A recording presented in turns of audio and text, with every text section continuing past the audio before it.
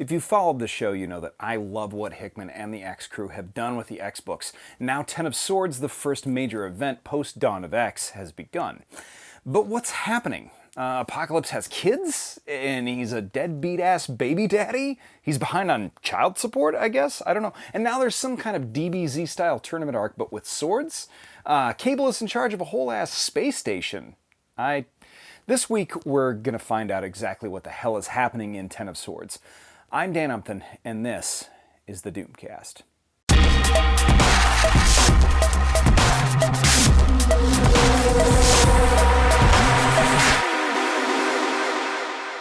So if you're just catching up with the story so far, or you've read everything and you just need a refresher, this is going to be great, but if you want to avoid spoilers for everything that's happened since Dawn of X, maybe go ahead and read that.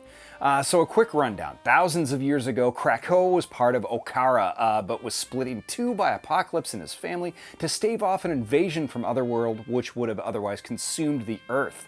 Apocalypse split the living island into two parts, Krakoa and Arakko, the latter of which, along with his children and wife, were lost to Otherworld and lost to time. What the hell is an Otherworld? Now, it's a parallel dimension that's essentially a high fantasy realm, but the hub of multiversal realities. It's ruled by Opal Luna Saturnine, hell of a name, from the Starlight Citadel. Also, hell of a name for a house. Avalon of Arthurian legend is part of Otherworld and is ruled by Captain Britain and Psylocke, same person now, and Brian Braddock, used to be Captain Britain, their brother Jamie Braddock. Also, that guy, a lot of trust issues. Real unstable. Apocalypse and Captain Britain formed a new Excalibur, with Psylocke as the new Captain Britain, with Apocalypse secretly trying to open up a gate to Otherworld. Now, that was his endgame, unbeknownst to everybody else, who believed that they were defending Krakoa against magical threats. Krakoa had been made a home for mutants by Charles Xavier, and Magneto, with the Cerebro apparatus psychically backing up every other mutant's consciousness. So with Cerebro and a party of 5 different mutants working together to make new bodies, death is essentially a thing of the past for mutant kind. So where do the swords come in? Well, Apocalypse's grandson, a shock white guy who calls himself the Summoner, not ominous at all, came to Krakoa and intended to bring a party there to Otherworld to broker a peace with the Horde that threatened to envelop that world as well as the Earth. But whoopsie daisy, the shock white weird colored apple does not fall far from the pale blue Apocalypse colored tree.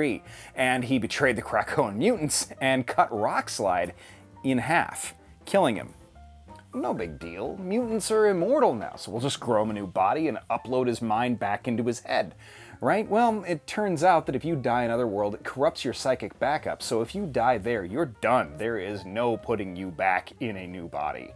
As Polaris retreated with Rockslide's body, she was given a prophecy of fighters in respective swords after an agreement to a contest of champions, if you will, with each side for the end of that war between Otherworld and Earth. That's right. Oprah Luna Saturnine is just handing out swords. Charles Xavier, Wolverine, Nightcrawler, Cable, Storm, you get a sword, you get a sword, everybody gets a sword. Just go with it. It's Bushido blade time and everybody's about to do an Utsusemi-like stretch and just slap people around with that blade.